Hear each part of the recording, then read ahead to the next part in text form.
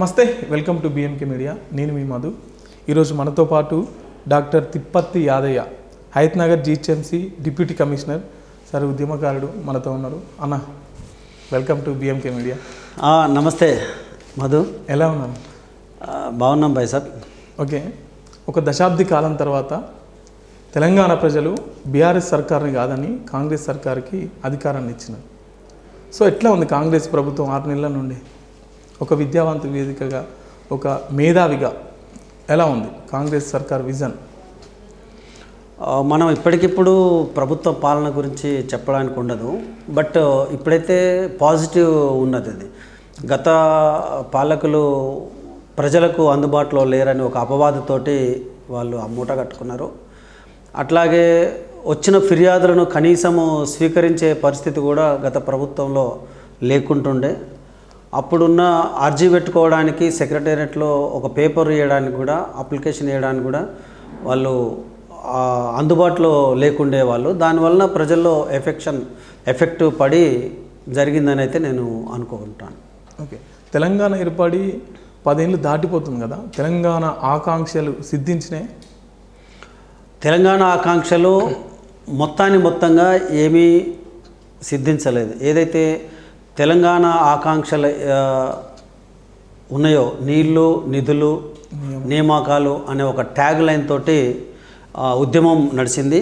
ఇది కొన్ని 10 సంవత్సరాల నుంచి, 60-70 సంవత్సరాల నుంచి జరిగినటువంటి ఉద్యమం. అది తెలంగాణ ప్రాంత యువతకు అన్యాయం జరుగుతుంది, ఉద్యోగాలలో నష్టం జరుగుతుంది, ఇక్కడ ఉన్న భూములకు నీళ్ళు ఇవ్వడం లేదు, ఇక్కడ ఉన్న భూములన్నీ నెర్రలు పట్టిపోయి చౌడు భూములు గుండి కంప చెట్లు మొలిచినాయి. మన కవులు చెప్పినట్టు కంపతారు చెట్లు మొలిచినటువంటి ఈ భూములకు నీళ్లు ఇస్తే మన పక్కలే ఉన్నటువంటి కృష్ణా గోదావరి నదుల నీళ్లు ఇచ్చినట్టయితే సస్యశ్యామలంగా ఉంటుంది అనేది, నీళ్లు కంపల్సరీ కావాలనే ఒక ట్యాగ్ లైను. నియామకాల విషయంలో అది ఆర్థిక వనరులు, ఇక్కడ ఉన్నటువంటి సంపద మొత్తం యునైటెడ్ స్టేట్లోనే హైదరాబాద్ నుంచి వచ్చే సంపద ఎక్కువగా ఉండేది.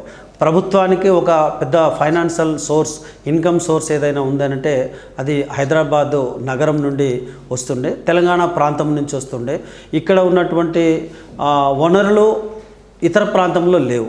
ఇక్కడ ఉన్న ఖనిజ సంపద కావచ్చు, బొగ్గు గనులు కావచ్చు, ఇక్కడ ఉన్నటువంటి శుద్ధ గనులు కావచ్చు, ఇక్కడ ఉన్నటువంటి నాపరాతి గనులు కావచ్చు, ఇక్కడ ఉన్న నీటి వనరులు, ఇవన్నింటిని కూడా ఇక్కడ ఈ తెలంగాణ ప్రాంతానికి ఉపయోగించాల్సి ఉండే. అప్పుడు ఈ ప్రజలకు ఒక సంతోషం ఉంటుండే. ఇది కాకుండా వాళ్ళు కావలసిన ఈ నిధులు, నియామకాలు, నీళ్ళ గురించి పట్టించుకోకుండా, సరే నీళ్ళ గురించి కొంత ఏదో ప్రయత్నం చేసినట్టు చెప్తారు, కానీ ఇప్పుడు ఎంక్వైరీలు జరుగుతున్న వాళ్ళ రిపోర్ట్స్ని బట్టి మనం చేస్తే అది కూడా మరి ప్రజలకు అందుబాటులో లేకుండా పోయింది అనేది మాత్రము చెప్తున్నారు. ఈ రకంగా గత పాలకులు ఇవన్నీ విస్మరించటం వల్లనే మరి ఆ నష్టం జరిగింది అనేది అయితే నా భావన. మా తెలంగాణ మాకు వస్తే మా బతుకులు బాగుపడతాయని అందరూ తెలంగాణ ఉద్యమంలో పాల్గొన్నారు. అందులో భాగంగానే జిహెచ్ఎంసీ కార్మికులు కూడా పాల్గొన్నారు. ఇప్పుడు మీరు జిహెచ్ఎంసీ డిప్యూటీ కమిషనర్ ఉన్నారు కదా, జిహెచ్ఎంసీ ఉద్యోగుల పరిస్థితి ఏమన్నా మారిందా తెలంగాణ వచ్చిన తర్వాత? తెలంగాణ ఉద్యమంలో సబ్బండ వర్గాలు పాల్గొన్నారండి. దీంట్లో చిన్నపిల్లగాళ్ళ కానించి ముసలి వాళ్ళ వరకు పాల్గొన్నారు. ప్రధానంగా ఇక్కడ విపరీతంగా నష్టాలు జరుగుతాయి. నేను ఎస్పెషల్లీ మాది చండూరు మున్గోడు ప్రాంతాన్ని నుంచి నేను చదువుకొని వచ్చిన వాడిని.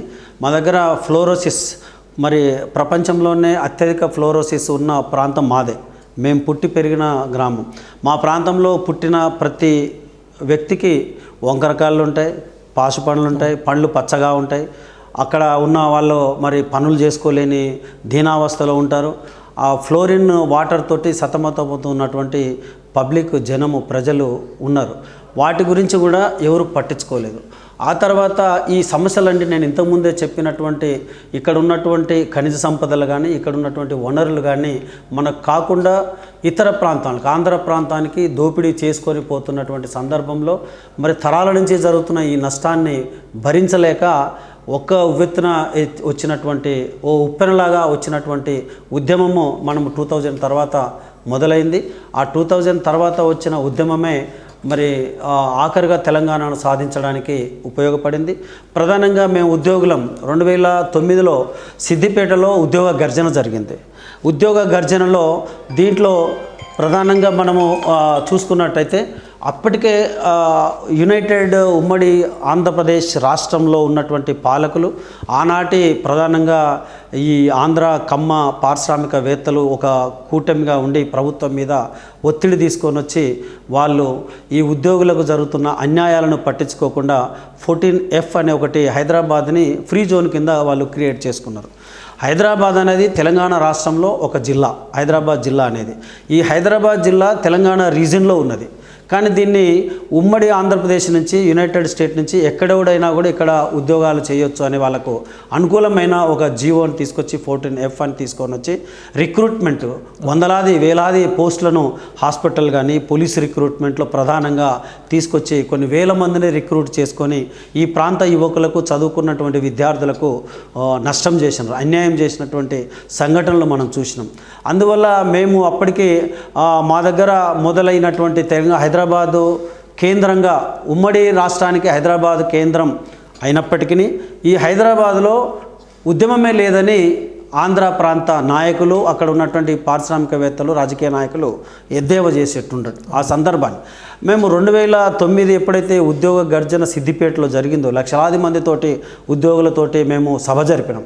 ఆ సభను ఇన్స్పైర్గా తీసుకొని ఒక స్ఫూర్తిగా తీసుకొని మేము హైదరాబాద్కు తిరిగి సిద్దిపేట నుంచి హైదరాబాద్ తిరిగి వచ్చిన తర్వాత మరి మేమందరం కూడా మున్సిపల్ రంగంలో అసలు ఏమి జరుగుతుంది అనేది దానికంటే అంతకుముందే కొంత ప్రిపరేటరీగా మేము 2007లో ఈ ప్రాంతానికి మనం తప్ప మేమే ఉద్యోగ రంగంలో మనమే ముందుండాలని 2007లోనే నేను తెలంగాణ మున్సిపల్ ఉద్యోగ కార్మిక సంఘం అని మేము పెట్టడం జరిగింది హైదరాబాద్లో కేంద్రంగా తెలంగాణ ప్రాంతానికి సంబంధించి. మాకున్న ఒక ప్లస్ పాయింట్ ఏంటంటే ఎక్కడ పోయినా ఒక 10 మంది జమ అయిపోతారు. ఇదే వేరే ఏ ఉద్యోగ రంగంలో కానీ ఏ ఆఫీసులో ఏ డిపార్ట్మెంట్లో లేదు. మా దగ్గర వందలాది మంది పనిచేస్తుంటారు, వందలాది మంది వేలాది మంది కార్మికులు ఉంటారు, పేద వర్గాలు ఉంటారు. ఇక్కడ ఒక పేద వర్గాల నుంచి ఎక్కువగా అత్యధిక జనాభా కలిగిన డిపార్ట్మెంట్ ఏదైనా ఉందంటే అది మున్సిపల్ డిపార్ట్మెంటే. ఈ మున్సిపల్ డిపార్ట్మెంట్లే అత్యధికంగా పేద వర్గాలుగా చెప్తున్నటువంటి ఈ హరిజన ఎస్సీ వర్గాల నుంచి మాలమాదిగలు, బీసీలలో చాలా పేద కులాల నుంచి వచ్చినటువంటి వ్యక్తులు వీళ్ళు మాత్రమే ఉంటారు. వీళ్ళు యూనిటీలో ముందంజ ఉంటారు. వాళ్ళందరూ ఏకమయ్యి మాకందరికీ ఉద్యోగాలు రక్షణ కలుగుతుంది అని ఆనాడు ఉద్యమంలో మేము కూడా ఆ రోజు చెప్పడం జరిగింది. జిందా తిలస్మత్ ఏదైతే హైదరాబాద్లో నిజాం కాలంలో మందు, ఆయుర్వేదిక్ మందు, యునాని మందు ఏదైతే జిందా తిలస్మత్ ఉందో, దగ్గు వచ్చినా, తుమ్ము వచ్చినా, జ్వరం వచ్చినా వేసుకుంటాం కదా, అదే టైప్ ఆఫ్ మనకు జిందా తిలస్మత్ లాగా ఈ తెలంగాణ వస్తే అందరికీ సమస్యలు పరిష్కారం అవుతాయని ఆ రోజు మేమందరము చెప్పడం జరిగింది. ఆనాటి జేఏసీ నాయకులు చెప్పడం జరిగింది. అదే ఉద్యమంలో అన్ని పార్టీల నాయకులు కూడా ఉండి చెప్పడం జరిగింది. దాన్ని ప్రజలు నిజంగా నమ్మారు. నమ్మిన తర్వాత తెలంగాణ వచ్చిన తర్వాత వెనకకు తిరిగి చూసుకుంటే అటు ఉద్యోగ రంగంలో వెసులుబాటు రాలేదు, మేలు జరగలేదు, చాలామందికి అసలు ఉద్యోగ అవకాశాలే కల్పించలేదు, రిక్రూట్మెంటే తగ్గిపోయింది. ఆ తర్వాత నీళ్ళు ఏమైనా జరిగినాయంటే నీళ్ళ గురించి పట్టించుకోలేదు. ఆ తర్వాత ఇక్కడ ఉన్న వనరులను ఉపయోగించి ప్రజలకు ఉపయోగపడుతున్న విధంగా చేయాలంటే అది కొంత వాళ్ళు ప్రజలలో ఆలోచన వచ్చేసింది. ఇది ఏదైతే జిందా తిలస్మత్ అనుకున్నామో అది నెరవేరలేదని మాత్రము గుర్తించారు. అట్లాగే జిహెచ్ఎంసీలో ఉన్నటువంటి జనం దాదాపు ఒక 20,000 మంది అవుట్సోర్సింగ్ కార్మికులు పనిచేస్తారు. ఆనాటి ఉద్యమ నాయకులు నేనే ప్రిసైడింగ్ చేసి నా సభాధ్యక్షుల ఆనాటి ఉద్యమ నాయకులు మాట్లాడి వాళ్ళు తప్పనిసరిగా ఈ హైదరాబాద్లో కానీ మున్సిపల్ రంగంలో పనిచేస్తున్నటువంటి అవుట్సోర్సింగ్ ఉద్యోగస్తులందరికీ కూడా పర్మనెంట్ చేస్తామని చెప్పడం జరిగింది. కానీ ఆ మాటని వాళ్ళు గత 10 సంవత్సరాల కాలం నుంచి పట్టించుకున్న పాపానవ్వలేదు, దాని గురించి మాట్లాడిన పాపానవ్వలేదు. మేము అడిగినప్పుడల్లా వాళ్ళు దీన్ని మేము జీతాలు పెంచుదాము ఏదైనా కానీ అడిగినప్పుడల్లా కొంచెం జీతం పెంచేవాళ్ళు, కానీ పర్మనెంట్ చేయకపోయారు. ఇంకా పర్మనెంట్ చేయట్లేరు అని అంటే మరి పర్మనెంట్ చేసి వీళ్ళంతా మనకు ఉద్యోగం చేస్తారంటే అనే డౌట్స్ అంటే అనుమానాలు వెలుబుచ్చే తత్వానికి వచ్చారు. మేమేమంటామంటే ఎక్కడో కొంతమంది నిర్లిప్తత ఉండొచ్చు గాక ఉద్యోగస్తులు కానీ ఏ ప్రాంతంలో ఏ వింగ్లో కూడా ఏ డిపార్ట్మెంట్లోనైనా కూడా పనిచేసే వాళ్ళు కొంతమంది నిర్లక్ష్యత వహించే వాళ్ళు ఉంటారు. వాళ్ళ మీద మనం పనిష్మెంట్ చేయడానికి చట్టపరమైన రూల్స్ ఉన్నాయి, ప్రొసీజర్స్ ఉన్నాయి, జీవోస్ ఉన్నాయి, ఫండమెంటల్ రూల్స్ ఉన్నాయి. మరి ఎంప్లాయ్మెంట్కి సర్వీస్ రూల్స్ ఉన్నాయి, వాటి ప్రకారం చేయొచ్చు. కానీ ఆ వంక చూపించి వాళ్ళను రెగ్యులరైజ్ చేయకపోవడం అనేది అన్యాయమైన పని. మాకు సిగ్గనిపిస్తుంది నిజంగా. ఆనాటి ఉద్యమంలో పాల్గొని మేము మాటలు చెప్పి అందుకు ఇవాళ మేము ఏ ముఖం పెట్టుకొని ఎక్కడ పోయి అన్న తెలంగాణ వచ్చింది మాకు ఎప్పుడు పర్మనెంట్ చేస్తామని ఇప్పటికీ మాకు అడుగుతూ ఉన్నారు. మేము ముఖం సాటేసి వెళ్ళే పరిస్థితిలో, ఒక దీన పరిస్థితిలో ఈరోజు మేము ఉన్నాం. అది మరి ఉద్యోగ రంగంలో జరుగుతున్నటువంటి నష్టం. ఇక్కడ ఈ ప్రాంతంలో ఉన్న యాక్చువల్గా ప్రధానంగా తెలంగాణ ఉద్యమం జరిగింది 610 జీవో కొరకే, మేజర్గా 610 జీవోనే. యూనిటీ వచ్చింది కూడా ఉద్యోగ రంగంలోనే. ఉద్యోగులలోనే ఒక ఐక్యత ఉంది కాబట్టి ఉద్యోగులకే మొదట నష్టం జరిగింది. కాబట్టి అవగాహన కల్పించేది, అవేర్నెస్, ఒక చైతన్యవంతమైన రంగం ఏదైనా ఉందంటే అది ఉద్యోగ రంగమే. కాబట్టి అలాంటి చైతన్యవంతమైన ఉద్యోగ రంగం ముందుండి ఈ ఉద్యమంలో ముందుండి పనిచేసారు. దాని ప్రభావం వల్లనే అది ఒక్కొక్క చిన్న చిన్న నిప్పు కణికల్లాగా వచ్చినటువంటి ఉద్యోగ రంగం మొదలైంది. ఆ తర్వాత పెనుమంటలుగా ఈ ఉద్యమాన్ని నడిపినటువంటి ఒక చారిత్రక సత్యాన్ని ప్రజలందరూ చూసారు. అది సాధించుకోవడం జరిగింది. సో అన్ని ప్రభుత్వాలు పర్మనెంట్ చేస్తామని చెప్పి చేయట్లేదు. ఇప్పుడు కాంగ్రెస్ ప్రభుత్వం కూడా చెప్పింది, చేస్తుంది అనుకుంటున్నారా? మనము ఆశాజనకమైన మనిషి అనేవాడు ఆశాజీవి. ఓకే. ఎస్పెషల్లీ ఉద్యోగులు ఎప్పుడు కూడా ఆశపడుతూనే ఉంటారు. మేము కూడా అదే రకంగా ఒక ఉద్యోగ సంఘం నాయకుడిగా, ఒక కార్మిక సంఘం నాయకుడిగా మేము అది చేస్తారని ఆశిస్తూ ఉన్నాం, చేయాలని భావిస్తూ ఉన్నాం. వాళ్ళు ఇప్పటికైతే వాళ్ళని ఇప్పుడు మనం ఏమీ అనే పరిస్థితి లేదు. ఇప్పటికొచ్చి ప్రభుత్వం ఏర్పడి 6 నెలల కాలమే జరుగుతుంది. కాబట్టి మనము ముఖ్యమంత్రి గారి దృష్టికి ఇప్పటికే ఒక రౌండ్ గౌరవ పెద్దలు కోదండరామ్ గారు, ప్రొఫెసర్ కోదండరామ్ గారు, వారు జేఏసీ చైర్మన్గా, తెలంగాణ ఉద్యమ ప్రథమ పౌరుడిగా ఉద్యమాన్ని నడిపినట్టు ఒక నాయకుడు. ఆయన నాయకత్వంలో ప్రభుత్వం దృష్టికి మేము తీసుకెళ్లడం జరిగింది. వారు కూడా చాలా గట్టి ప్రయత్నాలు చేస్తున్నారు. ముఖ్యమంత్రి గారి దృష్టికి ఇప్పటికే తేవడం జరిగింది. ముఖ్యమంత్రి గారు ఒక అడుగు ముందుకు వేసి దాన్ని ఉద్యోగ సంఘాల నాయకుల అందరితోటి కూడా ఒక సమావేశాన్ని కూడా ఏర్పాటు చేయడం జరిగింది. ఆ సమావేశంలో వారు హామీ ఇచ్చారు, ఏదైతే ఉద్యోగ రంగం ముందుండి ఉద్యమంలో పనిచేసారో ఈ ప్రాంత ఉద్యోగులకు అందరికీ కూడా న్యాయం జరిగే విధంగా నేను పనిచేస్తాను, కృషి చేస్తానని తను హామీ ఇచ్చాను. దాన్ని మనం నమ్ముతాం, అంతకంటే ఎక్కువ ఏం చేసేది లేదు కదా. సో మున్సిపల్ అంటే కొంచెం హెల్త్ పరంగా చాలా ఇబ్బందులు వస్తుంటాయి. వాళ్ళకి ఏమన్నా మీరు ఫెసిలిటీస్ కానీ ఏమన్నా కల్పించే ప్రయత్నాలు చేస్తున్నారు? దీనికి మొదట్లో ప్రారంభంలో మేము ఒక ప్రత్యేక హాస్పిటల్, ఆర్టీసీ వాళ్ళకి తార్నాకలో ఒక ప్రభుత్వ హాస్పిటల్, ప్రత్యేకంగా హాస్పిటల్ ఉంటుంది. అది కార్మిక చట్టంలో కూడా ఉన్నది. కార్మికులకు అనారోగ్యం జరిగితే బాగు చేయించే బాధ్యత కూడా ప్రభుత్వాన్ని, ఆ సంస్థది. అట్లాగే ఈ మున్సిపల్ అనేది కూడా అతిపెద్ద రంగం. కొన్ని వేలాది మంది మున్సిపల్ రంగంలో పనిచేస్తున్న కార్మికులు. వీళ్ళు రోజు కూడా దుమ్ము ధూళి వాళ్ళు దాంట్లో పనిచేస్తూ ఉన్నారు.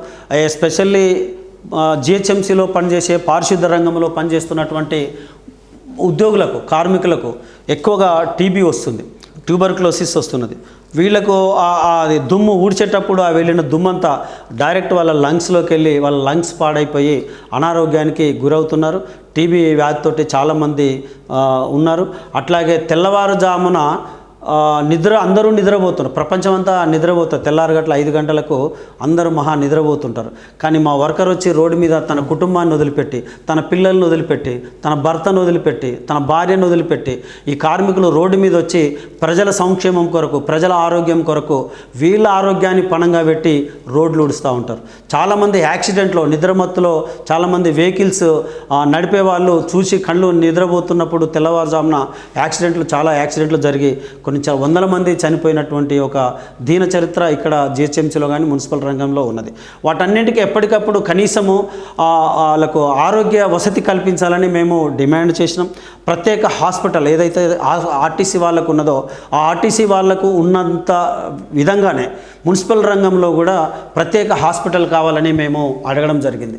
కానీ ఆఖరికి తర్వాత ప్రభుత్వము ఈఎస్ఐ తోటి ఒప్పందం చేసుకొని ఈఎస్ఐ అండ్ పిఎఫ్ ఈ రెండింటిని కూడా ప్రభుత్వం ఇంప్లిమెంటేషన్ చేస్తుంది.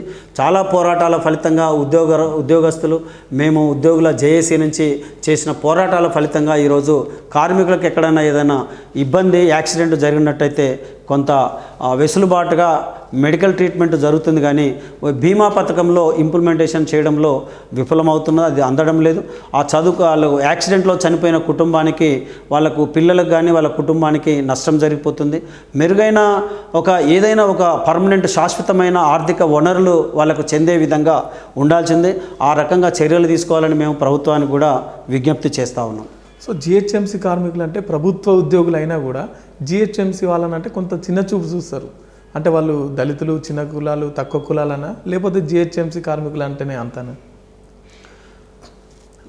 సొసైటీలో అది ఇప్పుడు మీరు మన సమాజము ఒక నిచ్చెన మెట్ట లాంటి కుల సమాజం. దీంట్లో ఎస్సీ వాళ్ళనే ఎందుకు తక్కువ చూస్తారు అంటే దాన్ని ఆ కింది నుంచి వచ్చినటువంటి వాళ్ళు మనకు ఉన్నటువంటి ఈ సిద్ధాంత ప్రాతిపదిక, కుల సిద్ధాంత ప్రాతిపదిక మీద జరుగుతున్నట్లుగానే దాన్ని నేను విపులంగా చెప్పడం బాగుండదేమో, కానీ అది ఏ రకంగా అయితే హరిజన గిరిజనుల మీద ఒక చెడ్డ అభిప్రాయం ఉందో, లేకపోతే వాళ్ళు అంటరానోలుగా ముట్టకుండా దూరంగా ఉంచి సమాజానికి దూరంగా ఎట్లయితే ఉంచుతున్నారో, ఈ సమాజంలో మంది ప్రాణం కొరకు, మంది ఆరోగ్యం కొరకు, సమాజము ఆరోగ్యవంతంగా ఉండాలని కోరుకొని తన జీవితాన్ని కొవ్వొత్తి ప్రపంచానికి వెలుగునిస్తుంది, కానీ తన శరీరాన్ని తను కాల్చుకొని కరిగిపోతుంది. అదే అంతటి ఒక గొప్ప పని మున్సిపల్ ఉద్యోగులు చేస్తున్నారు. మున్సిపల్ కార్మికులు అనేవాళ్ళు వాళ్ళ జీవితాలను, వాళ్ళ శరీరాలని, వాళ్ళ ఆరోగ్యాన్ని ఫణంగా పెట్టి ఇతరుల కొరకు పనిచేస్తూ ఉన్నారు. అలాంటి ఒక గొప్ప కార్యం చేస్తున్నటువంటి వాళ్ళను దండలేసి సన్మానాలు చేయాల్సిన కార్యక్రమము ఉంది సమాజానికి. కానీ చాలామంది చాలా అత్యల్పంగా, చాలా స్వల్ప బుద్ధితోటి, చిన్న బుద్ధితోటి వాళ్ళను చిన్న చూపు చూసే పనికి దిగజారుతూ ఉన్నారు. అది సరైనది కాదు. అంత ఒక గొప్ప పని చేస్తుంటే నేను ఛాలెంజ్ చేస్తూ ఉన్నాను, ఎవరైనా కూడా అదే రోడ్డు ఊడ్చి ₹1,00,000 జీతం ఇస్తాం, ఎవడైనా ఊడుస్తాడా? చదువుకున్నవాడు, స్వచ్ఛ భారత్, లేకపోతే అగ్రకులంలో పుట్టిన వాళ్ళు ఎవరైనా ఊడుస్తారా చెప్పమనండి. లేకపోతే మోరిలో చెయ్యి పెట్టి, పీతిలో చెయ్యి పెట్టి వాడు ఆ మోరిలో ఆగిపోయిన పియ్యిని ముట్టుకొని చేతితోటి తీసి క్లీన్ చేసి నీళ్లు పోయేటట్టు చేసి మళ్ళీ అదే చేతులతోటి ఇంటికి వచ్చి వాడు అన్నం తింటాడు, తన పిల్లలకి అన్నం తినిపించుకుంటాడు. అలాంటి వాళ్ళను ఎంత రెస్పెక్టబుల్ చేయాల్సిన అవసరం ఉన్నది. దాని కొరకే బెజవాడ విల్సన్ లాంటి సఫాయి కర్మచారి ఉద్యమాన్ని తీసుకొని వచ్చారు. బెజవాడ విల్సన్ గారు అదే చెప్తూ ఉంటాడు, మేము చాలా మీటింగ్లలో సఫాయి కార్మికుల గురించి చాలా గౌరవంగా చూడాలి అని తను చెప్తుంటాడు. మేము అలాంటి వాళ్ళని చాలా అభినందిస్తూ ఉన్నాం. ఈ సమాజానికి ఒక గౌరవాన్ని తీసుకురావాల్సిన, సమాజంలో పారిశ్రామిక కార్మికులు, పారిశుద్ధ్య కార్మికులు, ఈ రోడ్లు ఊడ్చే కార్మికులకు గౌరవ మర్యాదలు చేయాలి. మేము కోరుతా ఉన్నాను, నేను డిమాండ్ కూడా చేస్తూ ఉన్నాను, వాళ్ళ పిల్లలకు కనీసం స్కూళ్ళల్లో ఉచిత విద్యను నేర్పించాలి. ఉచిత విద్య, ఉచిత హాస్టల్ వసతి సౌకర్యం కల్పిస్తే వాళ్ళు చదువుకుంటారు. మేము ఆర్ఎస్ ప్రవీణ్ కుమార్ గారు, ఆయన గురుకుల పాఠశాలల సెక్రటరీగా ఉన్నప్పుడు మేము ఒక రిప్రజెంట్ చేసినాం ఆయనకి. మున్సిపల్ రంగంలో ఉన్నటువంటి కార్మికులు ఎవరైతే ఉన్నారో ఆ కార్మికుల పిల్లలకు అందరికీ కూడా గురుకుల పాఠశాలల్లో ఫ్రీ సీట్స్ ఇవ్వాలి సార్ అని మేము ఒక రిప్రజెంటేషన్ ఇస్తే తను యాక్సెప్ట్ చేసినాడు. పాపం తను యాక్సెప్ట్ చేసి చాలామందికి మా దగ్గరికి వచ్చి అతను మాట్లాడి కొంత అవగాహన కల్పించి చదువుకోవాలని చెప్పించి ఆయన అడ్మిషన్లు కూడా ఇప్పించారు. అట్లా కొంత మెరుగైన కుటుంబాలు, ఒక తరం కాకపోతే ఇంకొక తరం అన్న బాగుపడుతుంది. అలాంటి అవకాశాలు కల్పించాలి. ఉచితంగా కేవలము ఈ ఈఎస్ఐలో చాలా తతంగా ఉంది, వాళ్ళు కూడా పట్టించుకోవడం లేదు. కాబట్టి ప్రభుత్వం ఇమ్మీడియట్లీ వాళ్ళ ఆరోగ్యానికి సంబంధించి కానీ, బీమాకు సంబంధించి కానీ, చదువుకు సంబంధించి కానీ, వాళ్ళు ఉండడానికి ఇల్లుకు కావాల్సినటువంటి అవసరాలు కానీ, ఈ చిన్న అవసరాలు ప్రభుత్వం తీర్చాలి. ఎందుకంటే కార్మికులకు వచ్చే జీతం ₹18,000, 17,000-18,000 రూపాయలు వస్తాయి. 17,000-18,000 రూపాయల్లో ఒక ఇల్లు కిరాయి మినిమం సింగిల్ బెడ్రూమ్ కావాలన్నా కూడా 5,000 నుంచి 6,000 రూపాయలు కిరాయి ఎక్కడ కూడా ఏ మూలలో దూరం అవుట్స్కట్లో కూడా దొరకడం లేదు. వాళ్ళు 6,000 రూపాయలు ఇల్లు కిరాయి ఇచ్చేసి కనీసం నెలకు తన 2 పిల్లలు ఉంటే 2 పిల్లలకు నెలకు 2,000 రూపాయలు స్కూల్ ఫీజులు అయితే కట్టాలి. వాళ్ళ నిత్యావసర వస్తువులు ఇలా ఎట్లా ధరలు మండిపోతున్నాయో మనము చూస్తూ ఉన్నాం. కనీసం ఒక 5-6 వేల రూపాయలు కానీ వాళ్ళ తిండి, ఇంట్లో కిరాణా సామాన్లు కూడా కావాల్సిన పరిస్థితి ఉంది. ఇవన్నీ లెక్కలు వేసుకుంటే ఒక మినిమంగా హైదరాబాద్ నగరంలో ఒక కార్మికుడు కానీ, ఒక సామాన్య మానవుడు కానీ బతకాలి అని అంటే కనీసం 30,000 నుంచి 50,000 రూపాయలు ఉంటే కానీ బతికే పరిస్థితి ఉంది హైదరాబాద్ నగరంలో. అలాంటిది 18,000 ఒక కార్మికుడు పనిచేస్తున్నా అంటే వాళ్ళని గౌరవించాల్సింది పోయి హీనంగా చూడడం అనేది అయితే నాకేం అర్థం కాదు. అలాంటి వాళ్ళు ఇది ఈ సభ్య సమాజానికి నేను రిక్వెస్ట్ చేస్తున్నా, వాళ్ళు మీకు ఎక్కడ అందుబాటులో దొరికితే మీ ఇంటి ముందర మా రోడ్డు ఊడ్చే కార్మికులు వచ్చినప్పుడు వాళ్ళకు కనీసం మర్యాద ఇవ్వండి, కనీసం మంచినీళ్ళు ఇవ్వండి, కనీసం ఛాయ్ దాపండి, వీలైతే ఒక దండ తీసుకొచ్చి సన్మానం చేయండి. అది నేను కోరుకుంటున్నా. ఓకే. సో కొత్తగా వచ్చిన రేవంత్ సర్కార్కి జిహెచ్ఎంసీ తరఫున ఏమైనా చెప్పాలనుకుంటున్నారా? మేము ముఖ్యమంత్రి గారికి మేము విన్నవించేది ఏంటంటే, మాకు మున్సిపల్ ఉద్యోగ కార్మికులు, మాకు మంత్రి గారు కూడా ముఖ్యమంత్రి గారే, గౌరవ ముఖ్యమంత్రి రేవంత్ రెడ్డి గారు, వారికి మేము విన్నవించుకున్నాం. మేము ఇదివరకు కూడా మేము ముందే చెప్పాను, ప్రొఫెసర్ కోదండరామ్ గారి ద్వారా ఒక రిప్రజెంటేషన్ ఇవ్వడం జరిగింది. హైదరాబాద్లో ఉన్నటువంటి, హైదరాబాదే కాకుండా మున్సిపల్ కార్మికులకు అందరికీ డిపార్ట్మెంట్లో ఇల్లులు ఇస్తున్నారండి. మున్సిపల్ కార్మికులు ఏం అన్యాయం చేస్తున్నారండి? ఈ సమాజానికి సేవ చేస్తారు కదా, వాళ్ళకు ఒక 60 గజాల జాగా ఇవ్వండి, లేకపోతే డబుల్ బెడ్రూమ్లలో ఒక ఇల్లు కేటాయించండి. మేము చాలా మొదటి నుంచి డిమాండ్ చేస్తూ ఉన్నాం, మా కార్మికులకి డబుల్ బెడ్రూమ్లో కానీ లేకపోతే ప్లాట్లలో కానీ ఒక 50 గజాల జాగా కానీ ఆ డబుల్ బెడ్రూమ్లో ఇల్లు ఇవ్వమని అడుగుతూ ఉన్నాము. అట్లాగనే ఇప్పుడు ఉన్నటువంటి జిహెచ్ఎంసీలో, నిజంగా జిహెచ్ఎంసీ మున్సిపల్ కార్పొరేషన్, ఇక్కడ చాలా మంది, ఇక్కడ ఇది ప్రభుత్వ ఉద్యోగం కాదు, ఇక్కడ ప్రజలు చెల్లిస్తున్నటువంటి ట్యాక్స్ల రూపంలో వచ్చే డబ్బుతోటి మేమందరూ కూడా జీతాలు తీసుకుంటా ఉన్నాం. కాబట్టి ప్రజలకు సేవ చేసే వాళ్ళను ప్రజలే కాపాడుకోవాలి. ఈ ప్రజలు కాపాడుకోవడం కొరకు వీళ్ళకు కనీసం పర్మనెంట్ ఉద్యోగ అవకాశం చెల్లించాలి, ఆఖరికి ఉద్యోగ భద్రతను కల్పించాలి. ఆ సందర్భాన్ని బట్టి లేకపోతే సమయాన్ని బట్టి రెగ్యులరైజేషన్లో ఏదైనా ఇబ్బందులు ఉన్నా కూడా వాటిని అధిగమించి మరి దశల వారీగా రెగ్యులరైజ్డ్ చేయండి. దయచేసి వీళ్ళకు ఉద్యోగ భద్రత కల్పించండి. లేకపోతే దళారీ వ్యవస్థలో చాలామంది బెదిరించి వాళ్ళను పీల్చుతూ ఉన్నారు. ఆ బెదిరింపుడు ప్రతి ఒక్కరు వచ్చి నీ ఉద్యోగం తీసేస్తామని వాళ్ళను బెదిరిస్తూ ఉన్నారు. అలాంటి బెదిరింపులన్నా కనీసము తగ్గిపోతాయి. వీళ్ళకు ఉద్యోగ భద్రత ఇవ్వాలి, దశల వారీగా కనీసం రెగ్యులరైజ్ చేయాలని మేము మున్సిపల్ ఉద్యోగ కార్మిక సంఘాల జేఏసీగా, మున్సిపల్ ఉద్యోగ కార్మిక సంఘం చైర్మన్గా మేము విజ్ఞప్తి చేస్తూ ఉన్నాం. ఓకే, థ్యాంక్ యూ అన్న, మీ విలువైన సమయాన్ని మా కోసం కేటాయించినందుకు చాలా కృతజ్ఞతలు. థ్యాంక్ యూ మిత్రమా, థ్యాంక్ యూ.